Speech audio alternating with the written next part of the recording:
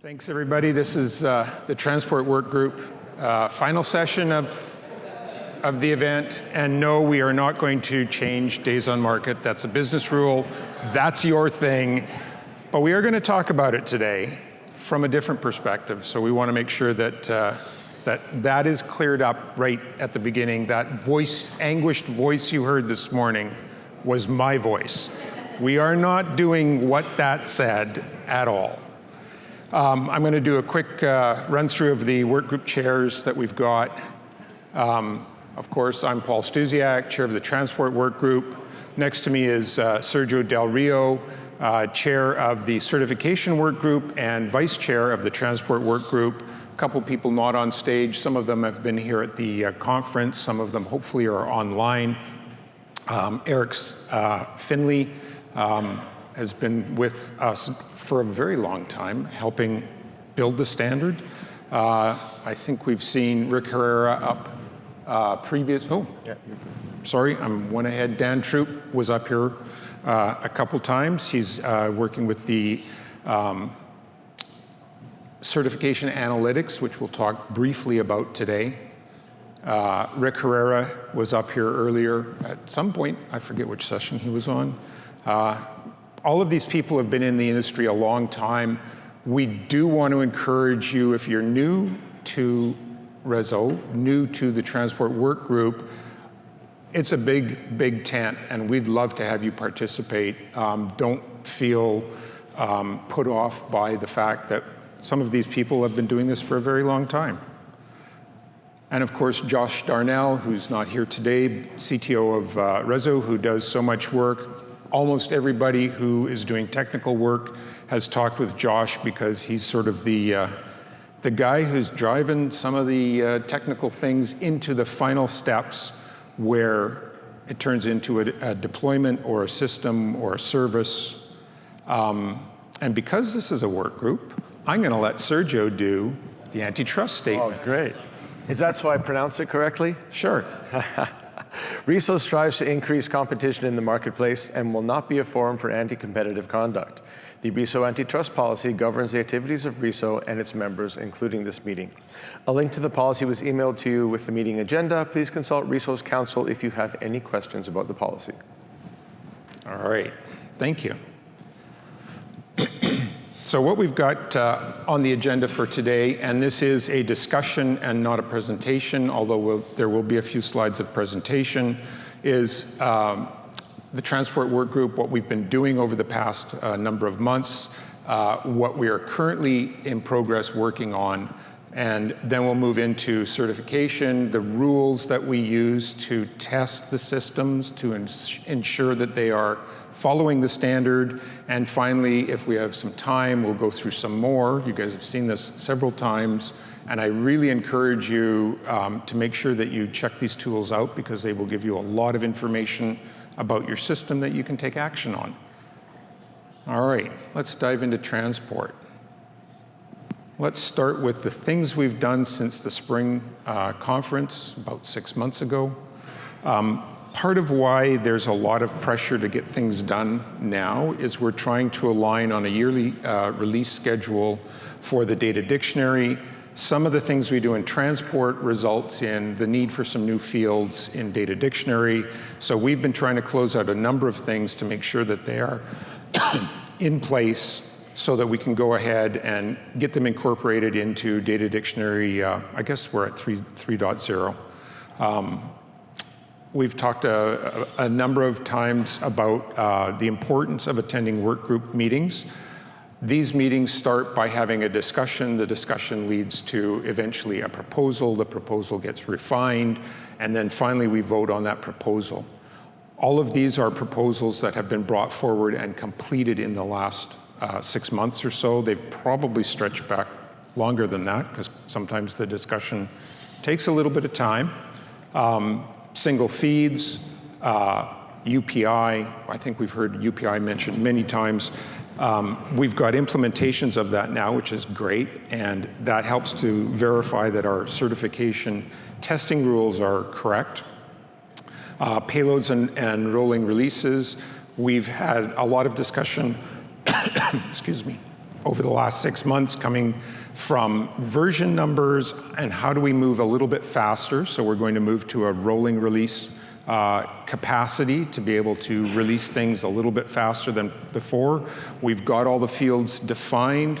We can repackage them into payloads that we can then get out into your hands much sooner than maybe a year, 18 months, and try and tighten up that circle. And then the model and field resources that we've been working on actually for a number of years. We've added some more resources that makes it easier for people building systems to understand how the system behaves and acts. And that's in 3.0, right? Yes. But it's non-breaking, so they can implement it early if they want to. Yes. So we could talk briefly about that at the end of this, about the versioning we're enforcing, but we'll just run through the remaining updates. There have been a lot of discussion from people who generally don't attend these meetings, but we do have some who are interested in internationalization and localization so that they can support their local requirements, languages, number formatting, all those kinds of good things. We've now got some not just a standard around it, but we've got implementations around it. Most importantly, and I can't see that far out, but we've got folks from Centris here. I don't know if they've had to leave already, but they've been instrumental in making sure that those things happened. And implementations from several overseas countries. So that's pretty exciting that we've been able to help expand the standard beyond our market. Related lookup resources, anybody who's had to deal with, thank you very much, John. I was just thinking. There you go.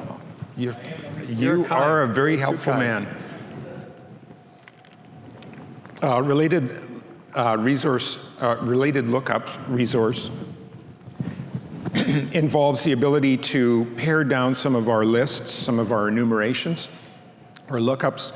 If you've ever had to deal with a national provider, the national provider may have every single city in the country.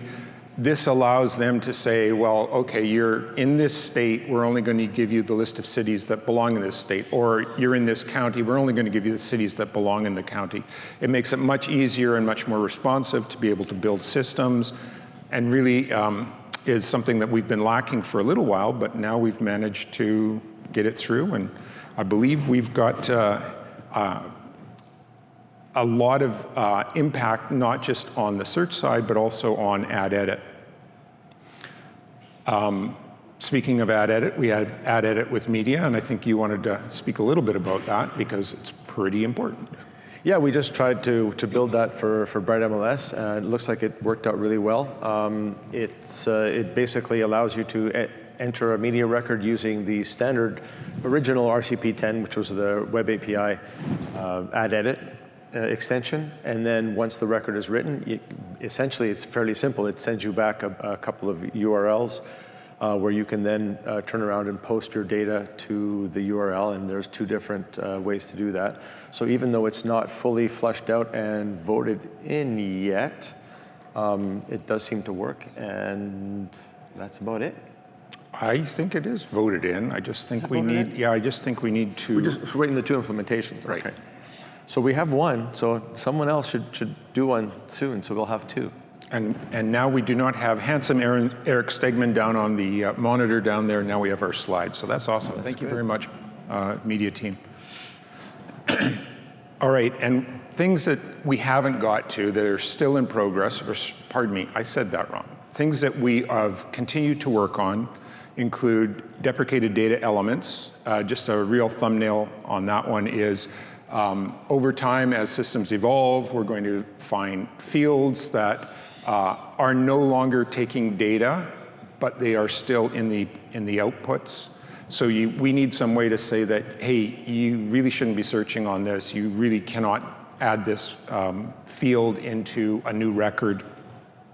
But it is in legacy records. So we need some way of telling people that that is this field type or this lookup type is a legacy lookup type. You can't use it for new things.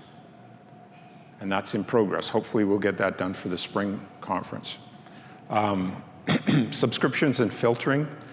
This one's actually moved a lot faster than expected. We've already got some implementations out there where people have been able to take the preliminary work, build systems, and then be able to give us feedback about, okay, we encountered this, you probably need to add that into the standard.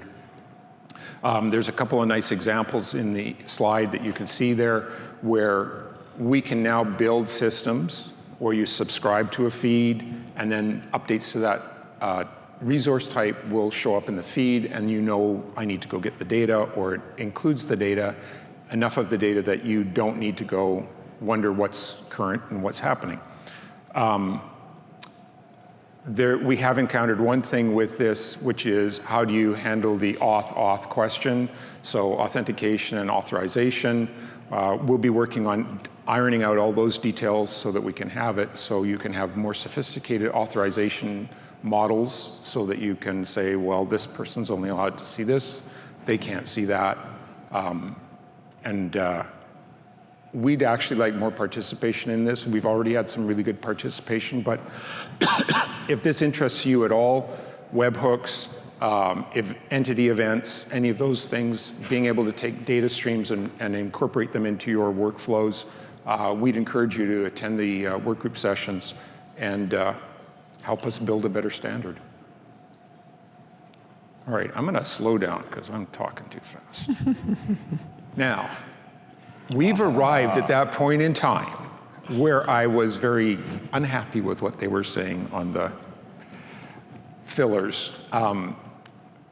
Sergio, I'm going to let you lead this one right now, but the overview is business rules belong at the MLS.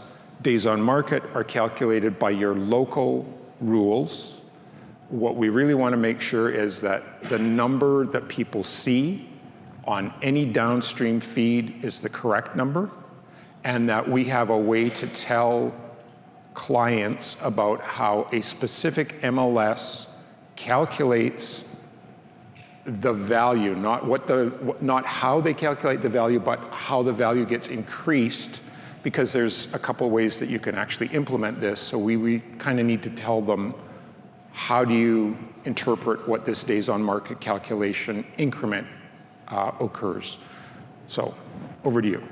Yes, thanks, Paul. So bottom line is, obviously, we've said it many times, just want to repeat it one more time, we're not trying to force everybody through the same days on market calculation. Some people have made that interpretation early, and that's definitely not the case. Right? There's a very good discussion going on, so I encourage everyone to read the discussion. It has a really great use case that Ryan put in there, so definitely worth reading.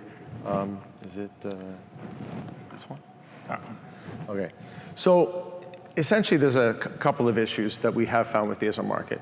The first one is, I guess the problem is servers need to output the days on market correctly. So what we found in a couple of the cases is if you query the server today for days on market and it's an active listing, and you query it 5 days later, in some cases that days on market doesn't change. So we are definitely wanting to get that resolved and make sure that all servers that are outputting days on market with the RESO Web API output it correctly.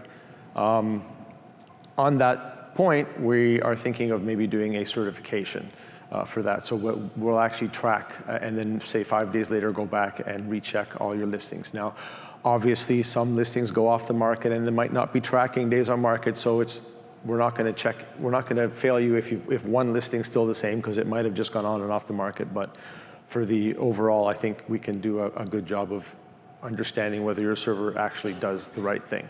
I'd add something to that, because in most cases, if it goes off market, we should see a modification timestamp change. Like, that's a significant event. That should appear. The case that we're concerned about is that something's not happening, they're calculating it wrong, their back-end processes aren't running properly.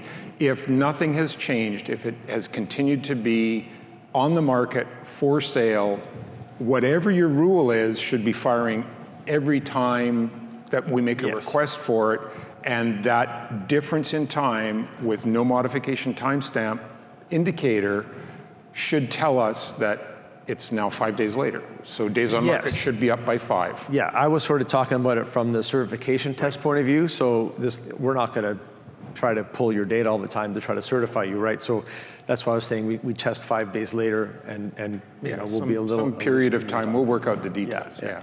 So we haven't fully worked out exactly how we're going to certify that, but we're definitely looking at certifying it. So what's the other issue that happens is there's really a couple of ways that servers deal with days on market. The first way is it's a calculated field. So you're going to get days on market. You're going to see modification timestamp change on those servers when statuses change that affect the days on market, right? But if it's a calculated field, if it's an active listing, you will not see modification timestamps change for those listings, and those servers will actually calculate days on market on the fly with whatever their internal algorithm is. So that's one way. The other way is there's a physical field that servers have that just contains the days on market. They might update it every night, but if they're large MLSs, they might not want to give you 100,000 modification timestamps in the evening, so they might not update that timestamp, right? So on the discussion, there's really a couple of interesting ways to deal with it. The solution that's being discussed right now is to essentially have the existing days on market field and another couple of fields, the DOM increment, yes, no. So does it increment? And then a timestamp. When was that DOM last calculated, right? So when the server sends you a record now, as a client, you have information that says, okay, I got this, and the date, this was DOM that was calculated on this day. It's incrementing yes, then you, when you're delivering that data to someone else, you can add 1 to it, or sorry, you can add today minus the DOM increment timestamp to it. So that's the general discussion that's happening right now. Some points around that I'd like to bring up. Sure. So if you're using a physical field, you run a process in the middle of the night or whenever you run it, you don't have to change anything. You don't have to add the field, which I believe the discussion right now is optional. You will not need to add the incrementing yes, no, but if you're doing it as a calculated field that's only materialized when somebody makes a request for a record, you probably don't want people pulling an extra 80,000, 100,000 times however many clients you have of data. You can then use this incrementing flag, keep incrementing it, and then that'll help everybody. After the data leaves the server, we know that there are aggregation services, data shares, all these kinds of things where that data is now in flight. They need to make sure that days on market is the correct number. Now we can tell them, here's how you do it without having to call the server an extra time to make sure that the calculated field is turned into an actual new number. So there's some more details we're going to work out.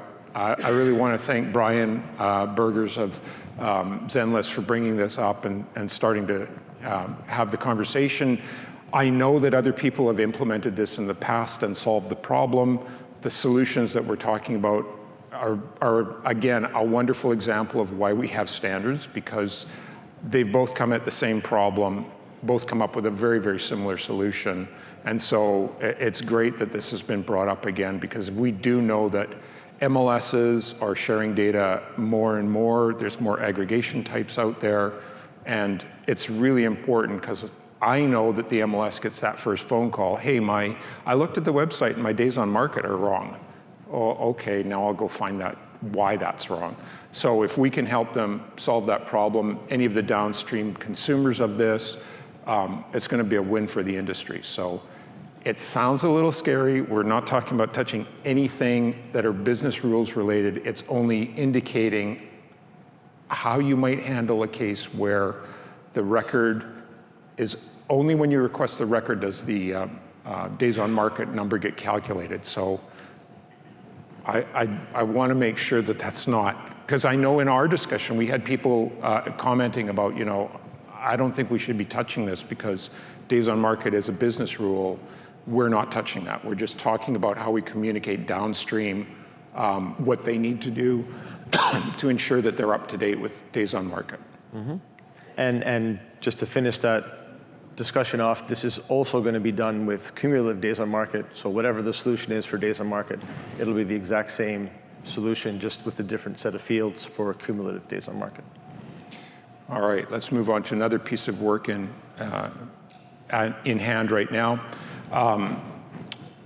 We've talked about data provenance. We've got a couple of fields already in place, originating system and source system, but they miss anything that happens in between.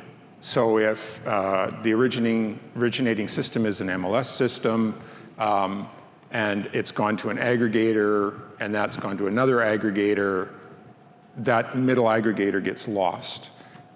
That's not terrible, generally speaking, but as we start adding ad edit clients that are going to be intermediaries adjusting the record, you know, hey, we've invented a mobile app, you can go do remarks while you're at the property. We think there's a need to be able to reflect those chain of custody changes as ad edit becomes more common, as we see more vendors doing ad edit solutions, that we're going to want to be able to track all of the steps in between. Who touched this record? When did they touch it? What changes were made potentially? So we're having that discussion now. We've already got a proposal. It's gone beyond the discussion stage to the proposal. So we've agreed that there's something we need to do about this. And now we're talking about how we're actually going to solve it. We really want to be able to show that chain of custody so that we can say, you know, hey, you guys are doing something wrong here. You guys need to fix this because it changed the record the wrong way. So your business rules at the MLS level need to be enforced and will be enforced, but we want to be able to show the chain of custody in the records as they flow downstream. So that's really what that discussion is about. All right. So there's a little bit more we can talk about that. There's, you know, we want to track ownership. We want to know who changed it. If you've got an assistant making a change, we should see that reflected in it because maybe they didn't know something and they made a mistake. We'd also like to change what is currently going into the originating system and the source system. Right now it's just free-form text. You can put anything in there that you want, which means any two systems touching this may have different values for the originating system or the source system, and we think we should be able to standardize that using what we've already got, which is the UOIs and USIs. I always forget the USIs. Anyhow, the point is we've already got standards for this. We should use them. We should apply them. So we're going to make that change. I think this is probably, is there one more slide? No. We'll get to this one in one sec. I just want to speak one moment about the versioning. So we've talked briefly about the importance of having meaningful versioning in our group, and we've talked about it with the data dictionary group. And we want to reaffirm that we're following what's called semantic versioning, very common in the software development industry, where we have three types of version numbers. You know, you've seen them probably on your computer or on other things, something like 3.0.1. The smallest number, that 0.1, is going to be an incidental change. There was a small spelling error. There was a clarification of what the meaning of this was, not really impacting any existing software out there. It will not break anything. You should be able to just 3.0 will work for everything. The next increment, so we've got 3.0.1 to reiterate. The 0 means that it is an additive change. So the version has been bumped. We've added things.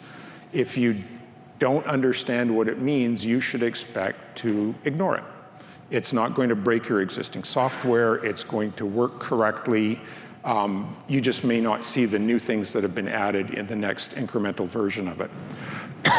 Where it gets more interesting is in the major version number, the 3 value.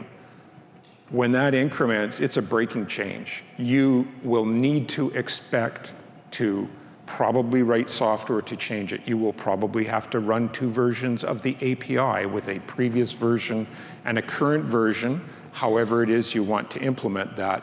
But current clients consuming the data can expect to have problems.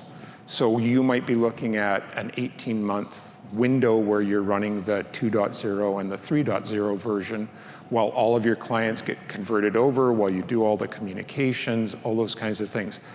Obviously, those are serious changes, and we want to be sensitive about not breaking software as much as possible, but it occasionally happens, and we want to make sure that we're all on the same page, that these numbers have meaning and that they have impact. And it's not just we added a couple fields, everyone should be fine. It's, no, this is going to break something, and you need to have a look at it, and we need to be careful about that decision. So I just wanted to make sure that we briefly covered that again to make sure that everyone understood what we were talking about when we were talking about versions.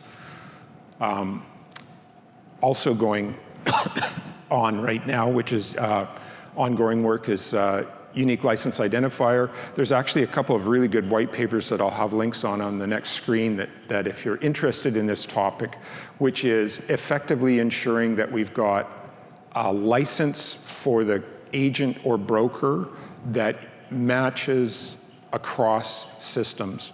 And this happens with several different types or several edge cases. You can have a license in more than one state. You can, often if you examine the state license board data systems, you will find that an agent may have had 2 or 3 license numbers over their career. They've been a licensed member for a while, left the industry, came back, got a different license number. Some even update their license on renewal. And it's a very, they could use some standards. That would be great. But the idea with this is to provide a way that participating systems can say, this agent is this agent in your system. They didn't enter their name differently, so we can't figure out who's who. Here's a license number that identifies this one person. As I mentioned, the business case is actually a good read. Josh had some great slides that he wanted me to throw on here. I'm just going to give you the link because I can't do justice on a screen like this. It's worth having a look at these 2 links. Of course, as always, these slides will be posted to the RESO site so you can go out and capture them. But I would definitely have a read of the business case because it's an excellent description of what the problem is. John. Hello. Yep. So I think Paul covered it, but I just pointed out that after our R&D session, when we talked about ULI, it did generate some interest. So I was contacted by somebody from a rather large MLS, really interested in taking this on, and also an AMS provider interested as well. So really hoping we can get that going and get some implementations. All right, and I think I'm reading my slides too fast here. And not really asking if I've got any feedback from the audience. So is there any questions anybody's had on any of these slides that we've been whipping up here? I see a lot of people who regularly attend, and of course you guys are welcome to dive in and ask questions or expand the discussion. Talk more about days on market. Yeah. Ready? All right, welcome back, everybody. We're going to start talking a little bit about certification. Oh yeah, it's this one. So we are going to start, sorry, let me regroup there. The Data Dictionary 3.0 is happening next spring. So at that point, we're going to start adding some validations on fields. A couple of the fields we're going to try to validate are country and state of province, and we're saying those must match the ISO values, so that's a fairly easy validation. We're also going to look at property type and property subtype because that's been a little bit of an issue for many people. So we're going to validate property type, and we're going to validate property subtype as well, but when we validate property subtype, We're also going to make sure that we validate that the property type chosen is actually of the correct property type. So we're not going to get any strange mixing of these two things. We had decided as a work group to not check some validations because we thought it was a little too early in the process. So some enumerations have not been validated in DD 2.0, but we definitely are planning on validating them in DD 3.0. The general fields that we're going to look at validating are some of the MLS area fields, the school fields and school district fields. We believe that we can get a standardized set of data for these. Even if it changes relatively frequently, we can probably keep our lists up to date. Hopefully we are correct. We're going to look at that in more detail and see if we can actually make that work. Another thing that we have noticed is image size description. And I actually wrote that down. If you look at the data dictionary, what it says about image size description is a text description of the size of the image, i.e. small, thumbnail, medium, extra large. The largest image must be described as largest, and the thumbnail must also be included. So that's one of the fields we're going to look at. Do we want to make it an enumeration? It seems a little loose. There could be a lot more sizes provided by different people. Or we just make it a string as a description. I think that's actually it for All right. part of it. You're up. My turn. Before we move forward, were there any questions about how things happen? Has Al coming forward to ask a question? Awesome. Yay. Thanks, Al. Sure. Can we go back to the last one? So I know we decided to defer this until 3.0. If we're going to start enforcing it, I think we should really be ready to actually have a standardized list we put out with it. I don't think we really understand the ramification of what Trestle is about to do with cities. Like, we had to come up with a standardized list. We have it implemented in 100 markets. That's most likely going to become the new standard, which means everyone's going to have to change every city across every system that we've got. And it just seems better off that RESO starts with a enumerated list before we let people just start creating their own, and then somebody has to change one side or the other. That's a very good point. And it's not, obviously not easy, or we would have done it already, but got a year, maybe-ish, to figure it out. Well, that's why we thought we'd use the ISO standard, right? Because I think But that's only country and major subdivision, so state. So surely there's got to be city. No, there is not. No, we use USPS as our base. Okay.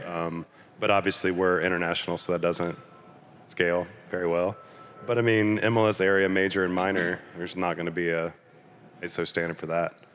Or even the schools. So, I mean, I think we'd be well served to have a starting point at least. And if we need to start polling ahead of time before we make the change, we can. But if we do this without having an enumerated list, then somebody's going to have a bad time one way or the other. Well, they're already going to have a bad time because they probably already have some of those lists built right now, right? Sure. Yeah. Really? Yeah. And it also helps doing it. all the interoperability we're seeing between, we had John showing his two vendors in his market, and the IDX was mostly aligned, but they should be 100% aligned. And the city field should be 100% aligned, and the school districts 100%. So I think that's a really good point that we really need to tackle, and that's probably going to wind up in data dictionary. And we'll deal with whatever comes out of that as to how we wind up testing it. But I think that's a fantastic point, is we're just making pain if we don't do something about it. Yeah, and I think that it'll be on the vendors who are going to have to deal with this to participate and start putting this sort of stuff forward. And we could have done the same with City, but we didn't.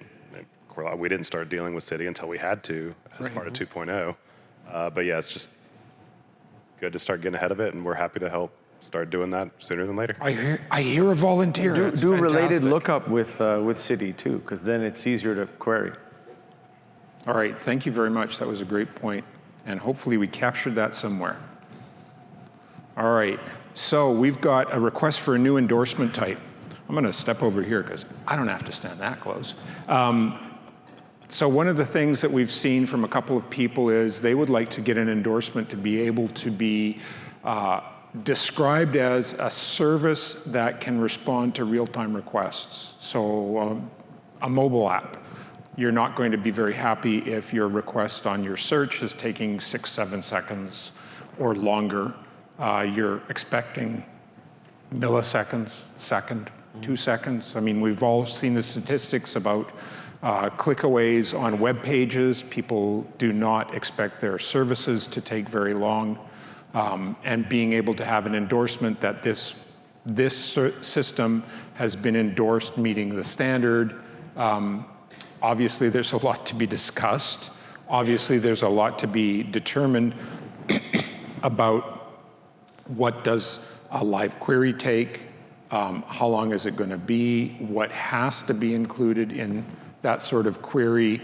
I mean, it doesn't really make any sense if you get an endorsement for being a live query and all you can get is the MLS keys. That's not even useful.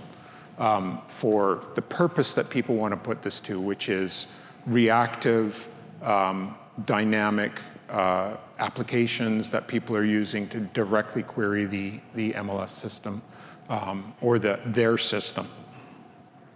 And there's quite a few words here, so I'm not going to read through them all. Hopefully you guys have had a quick look at them. One of the things that will have to be determined, excuse me, is to ensure that we set some performance bounds. That included what the queries are, how long they take to come back. Josh put together some older data. This is an eye test. It really shows on the left-hand side, it's a number of different types of queries. The heat map is showing times that are too slow through to times that are acceptable. So the vendors' names have been obscured. These were real statistics taken from a number of different systems a number of years ago. So obviously, the vendor who's got a lot of red would not get that endorsement. They are too slow to be successful. These were measured in multiple seconds, whereas someone on the green side would be someone who could receive the endorsement if they wanted, being able to respond to live queries. I think it's an interesting thing to pursue.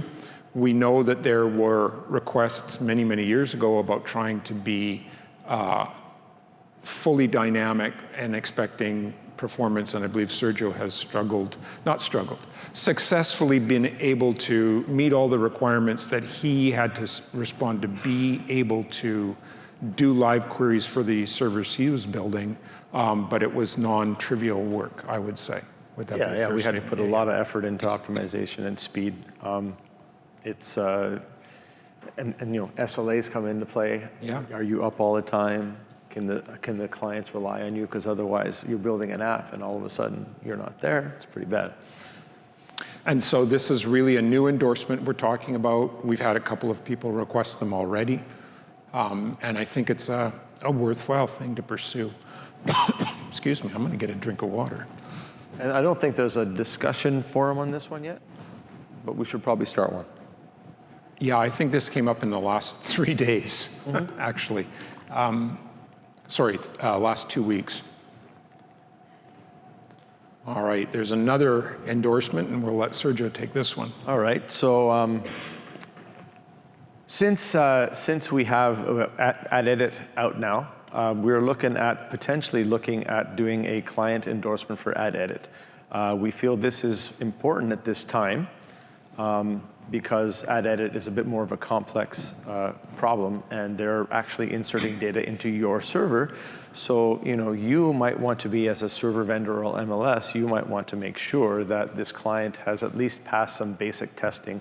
Do they not abuse your server? Do they do it right? Do they respond to error messages correctly, and that sort of thing? So we are thinking of reviving the client validation testing and certification. We used to do it a long time ago for RESO, but it didn't seem to help many people. So it was terminated. But I think for ad edit clients, I think it's worthwhile again. I'm going to mildly disagree with that one. Really? And the reason I'm going to is when we were running those client certification tests, many MLSs used that as the minimum bar you had to clear to... You mean the old tests?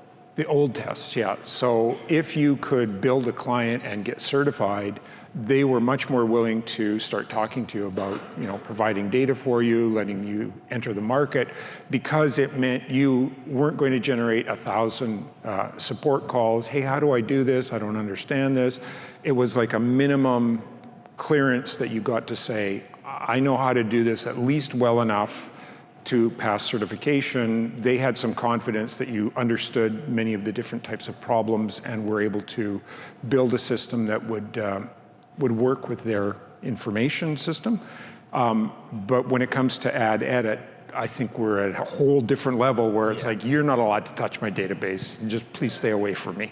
And being able to certify that, I think, has a lot of value because it will be able to give more comfort to those people who have those systems that, this person knows how to behave and they follow the rules that we express to them and can do the right thing. So if we're really going to go down this path, and we are, to be clear, we want ad edit to be a major part of the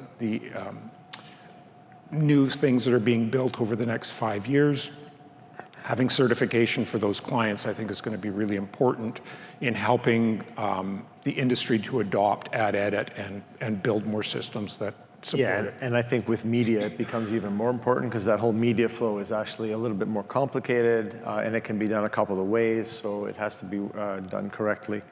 And once we do the ad edit, we can always move it forward to do more read-only certifications as well. Right. Any questions on either of the two endorsements we're talking about? Sam is moving. Very important technical question. If anybody knows Patricia Gibson, there we go. We have your wallet.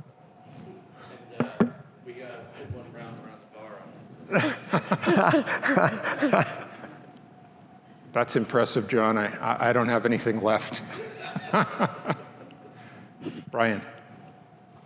I don't know how to say this. So as a consumer, we've been coming to RESO for quite a while. We tried to participate in RESO for quite a while. And there was a little bit of, frustration, but like the question of how do we show other people that we are competent and we can be trusted with their data when there are no client certifications? So to me, this sounds like a good way for us to say, yes, we've worked on ad edit. We are not a server, so we can't be endorsed. I like this, that we can say, but we are a client and we can be endorsed and we can show other people that, yes, we can be trusted with their data. I'm on board. Great. Excellent. Thank you. Any other comments or questions? Any other things we should be thinking about for endorsements that we haven't brought up in the past several months? Because there may be other things out there that people are desirous of having. I'm not Whatever really happened seeing. to the expands endorsement? Do we have that? We were going to do an expands and expands with query. I don't think we ever did. I don't think we did with query. expands with query, no. I guess there was Something no we demand. Go to one day. All right. Well, we have one more section, and it's repeating the analytics bits again. But I want to make sure that people know that the Transport Workgroup meets the first Monday of every month. I think it's the 4th this month. We are going to have that one. Certification usually is the 3rd Thursday of the month, and there will almost certainly be one this month, the November month, since I think we're in the 4th Thursday now. So we'll be having those two meetings. They're both at 1300 Pacific time. What is that? 4 o'clock Eastern time, 4 p.m. And we hope that you'll be able to participate. I know a lot of you in this room do that on a regular basis. In the break, we were definitely doing a bit of standards work, which quite often happens at these kinds of meetings. It's one of the benefits of doing an in-person meeting is you can pull us aside and ask us a bunch of questions and get some answers, hopefully, or at least have us say, well, yeah, that's a great point. Let's talk about this some more and bring it into one of our agendas. I don't know if we want to take a couple-minute break for those people who don't want to watch analytics one more time and let you guys clear out, or whether you want us to dive right into this. All right. All right. Any questions before we move into this? I'm not seeing any, so here we go. All right, we had John present yesterday morning on the industry alignment report. Anyone who's going through certification, this is a free report. I strongly encourage you to review these reports either as the MLS data owner or as the system vendor for the MLS. It'll tell you many interesting and important things. We've had several conversations this week about what might make sense for helping people to use this, because you're not going to use it every day. You're probably going to use it around the time you get certified for maybe a week or two, get some things sorted out, and then come back the next time you get certified and check it again. So I think we need a couple of guides of some sort to help. As an MLS manager, I need to do this, and how do I do it? As a server vendor, and how do I interpret these to make impactful changes to our systems? And as I mentioned, this is free. It's available now. We have the same worked example that we've seen many times before. Just to be clear that this report is not comparing you against an average. It's a measure of how you compare across the industry itself and how close to the entire industry. So if a field appears in one place, it gets marked. If it appears in 594 places, it gets marked, and you're comparing against the entire set. You're probably going to want to try to have alignment between, if you have multiple vendors, between things like IDX. IDX is a great place to start because the misalignment is usually quite small, the number of fields is small, and you can pull things together. As John demonstrated yesterday, there's a couple things he can go back and talk to his two vendors about. Hey, I didn't see this. This field was here in this feed from this vendor, not in this feed from the other vendor. So he can use that to interpret that information, go back to his vendors and say, hey guys, what's going on here? I need close price in both of our feeds. It's only in one. Where's the mismatch on this? From the vendor perspective, you can see that there's some cases at the MLS level. They don't want them mapped. We don't use directions. We don't have directions. People just type in the address, they're fine. So we're never going to have that misalignment. Could be what you'd call a false positive because it's not important in this market. But in other cases, I think you had up a number of the green fields in your alignment. Maybe this is something that you need to push in your MLS market because you're getting some pressure from the state level or from your agents saying, hey, I really want people to be able to see this, solar panels, all those kinds of good things. That may be a case where you're using the alignment report to inform education programs that you need to bring forward. Hey, agents, we need to make sure you guys start filling these things in. People are asking for them. They're not very useful if we have nothing in those fields.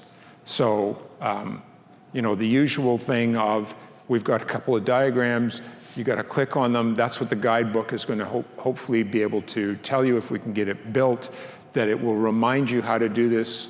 I know that everyone's busy as 1,000 pieces of software they have to work with, and remembering how do I do this again when you do it once a year, that's a challenge. So I think it would be really important to have something along that line. I'd actually encourage you, if you are currently using this, to maybe write some of those steps down that you're doing and contribute that back to the community and we could build an aggregated discussion on what does this look like, how do I use this in a regular basis, and similar for the vendors, if you've got people working on that to help your data mapping team figure out how better to map things, noting down some of the things that you encounter would be very helpful in building this guide. We have people who work on certain aspects of systems. We don't work on all aspects of systems, and getting that input from the community is very important. So I'd strongly encourage you to contribute back to the community by bringing some of this information into our organization so that we can spread it back out to everybody and help everybody. These are diagrams you've probably seen. Yes, sorry. I just wanted to say that that report, when it got demoed the other day, was fantastic. It blew my mind. We look at this very often at a MLS by MLS level as a subscriber of the data. What would it take to get access to this for subscribers as well?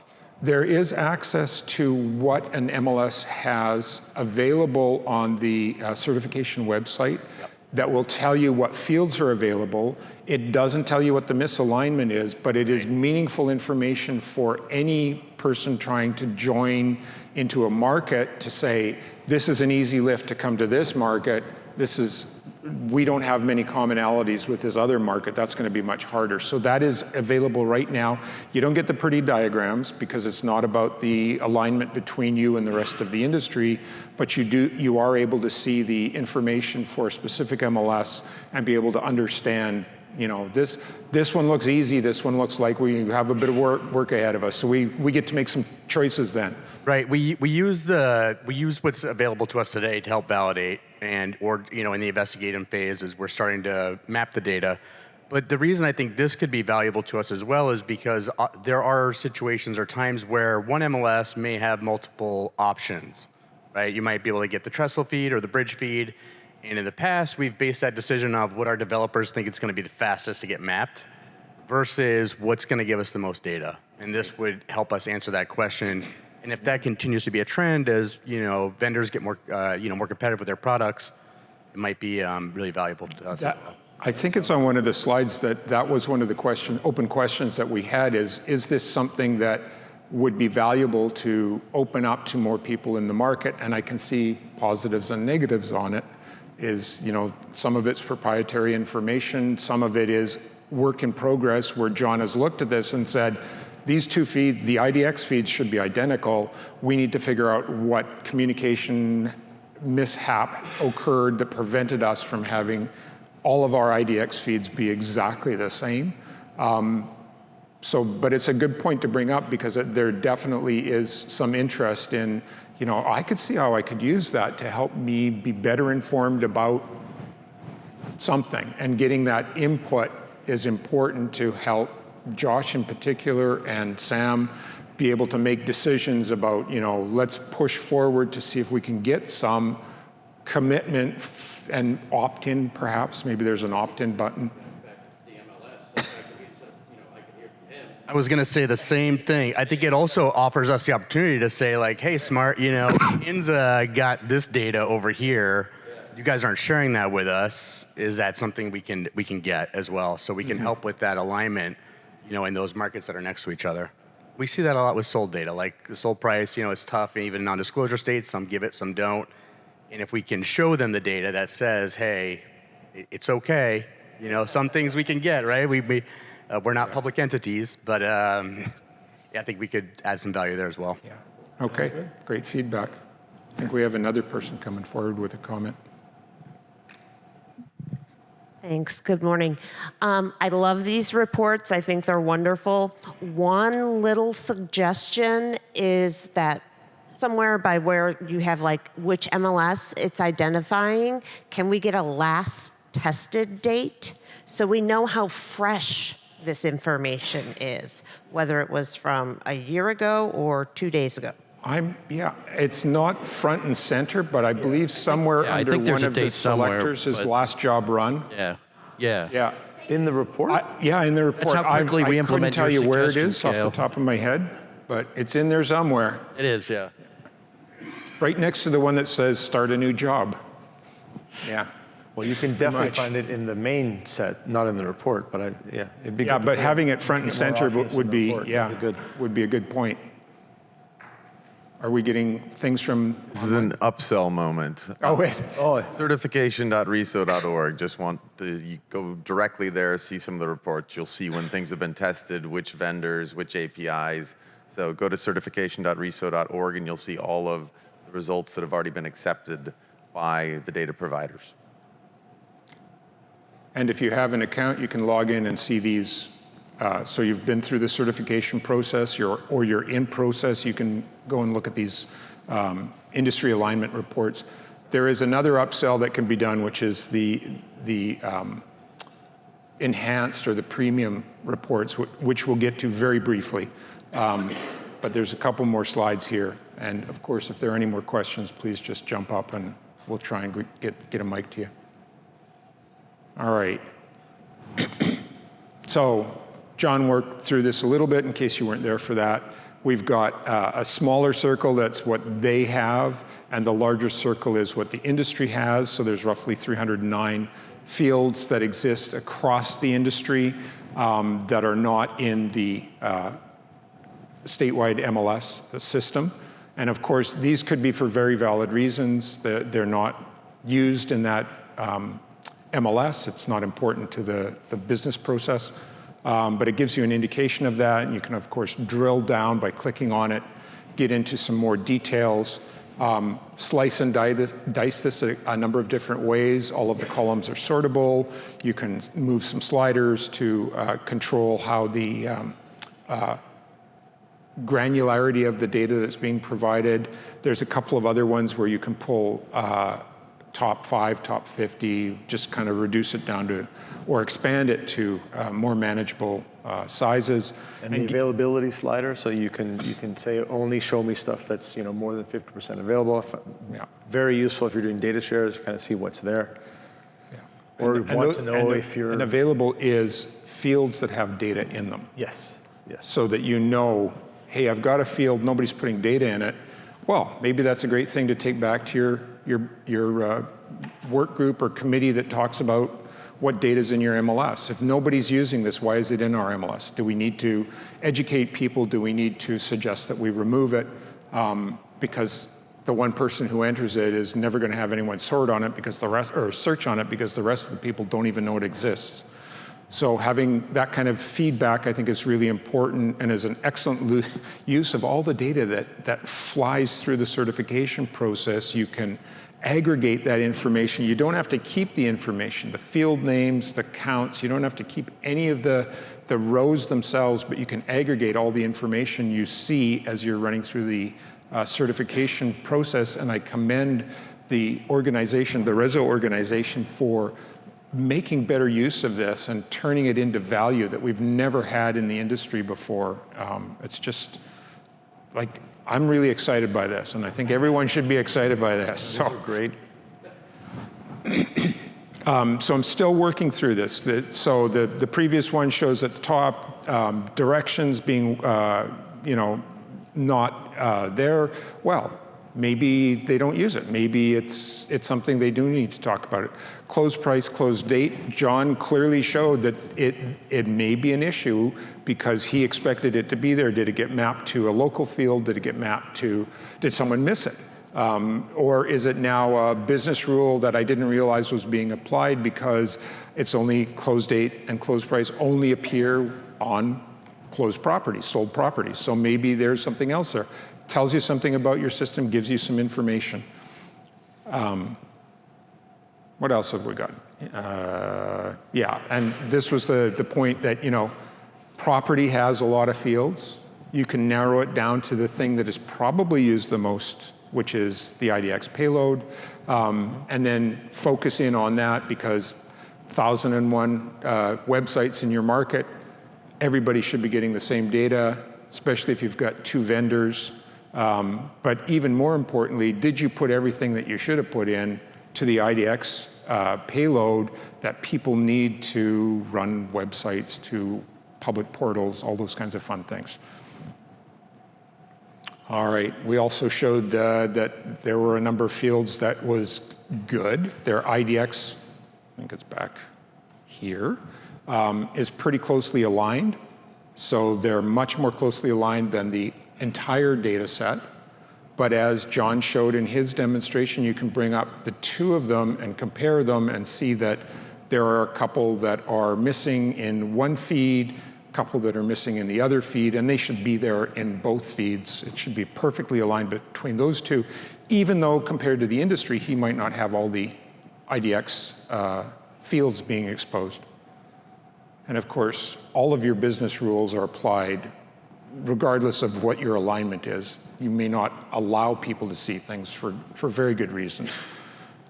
Just blowing up that and just having a quick look at the top 10 or so, you can see that there's reasonable availability across the industry for directions. Again, maybe it's not applicable for you, but closed price probably is. So it's something to investigate. All right, now we're into the premium ones, and we've only got a couple slides left. So I'll almost set you free. So these are ones that allow you to compare more than one provider, allows you to become clearer about what's happening with the multiple providers you have, and give you some way to figure out, what do I need to do to make this better for anybody using this? Assuming that you need two providers, you probably have a very good reason for it. You probably want those data sets to be identical so that it's a choice for someone else. And again, these are reports that tell you lots of different things about it. I'm just going to touch a couple of them. So we've got two providers in the market. They're only 71% aligned. That's definitely something to have a look at. That says to you, hey, I got two different people. They should be probably putting the same information out, especially on something like IDX.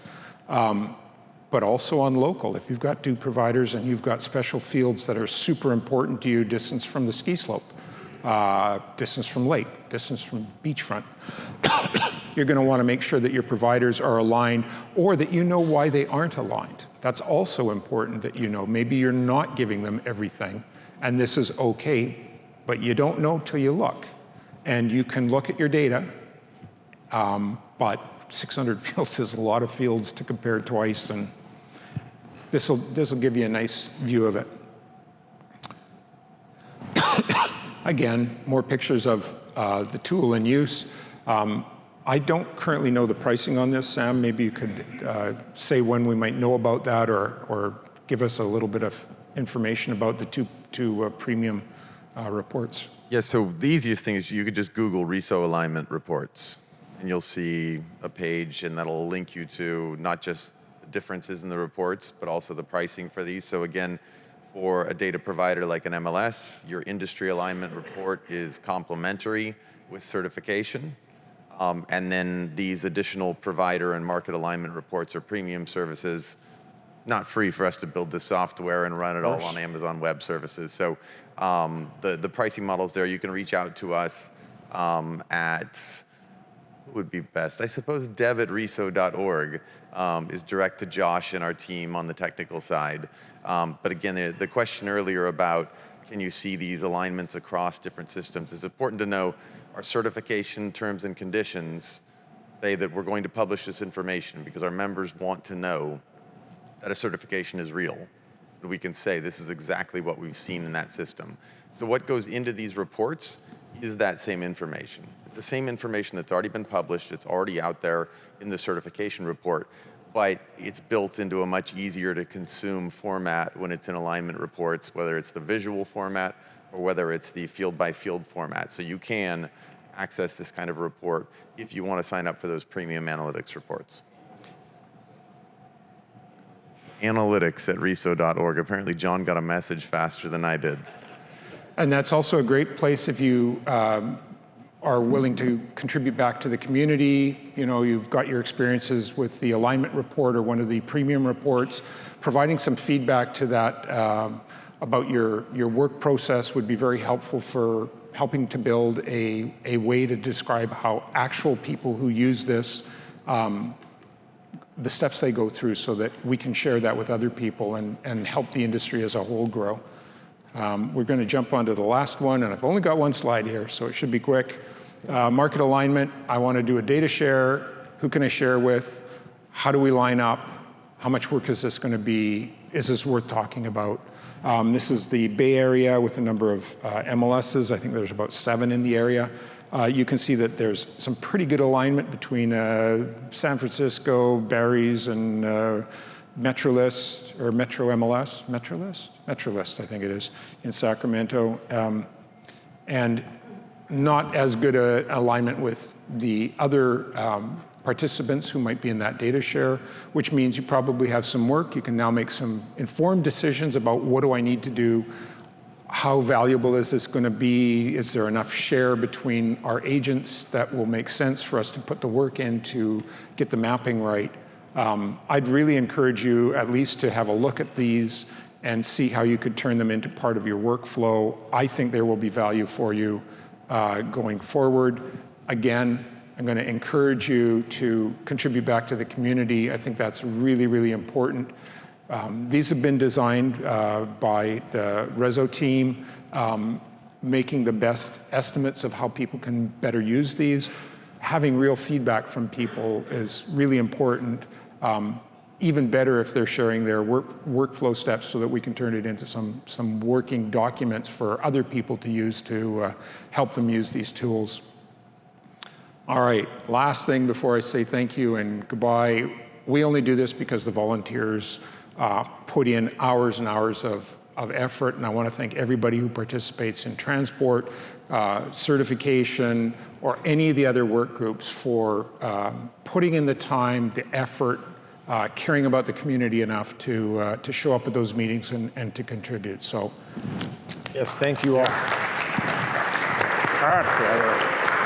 anyhow, next meeting for transport is the 4th. And then the 3rd Thursday is for certification. Hopefully we'll see some of you there. If you have any questions, my links or my email's there. I think Sergio's email is there, so. And there's lots of room to join. Yes, and lots of things to do. All right, thank you. Oh, one moment. I can disconnect. This is a lot of work. This job here is a lot of work. Please give another hand to Paul and Sergio. Thank you. Thank you. I'm going to say we'd love to have more people be on the chairs of work groups and vice chairs of work groups. So it's really easy. You guys could just do it. Oh, yeah. Yeah. Don't scare them away, Sam. Thanks. All right. Thank you. Whoops. Thank you again for being here. We had about 90 people to start transport on the last day after, I know a lot of you had a good time at the party last night, which thank you to the band, that was fantastic. Biggest RESO ever, best RESO ever. Fantastic how many people came here. We were opening up walls to get more people in at the last second, so it's a testament to the work you're doing, that it's working in the marketplace, that people are excited about it, that we sit here talking about RCPs, and JSON and SQL in the morning, and you're still here. So thank you all for what you do. Thanks to our sponsors, thanks to the band, and we will see you in 6 months. Have a great trip home.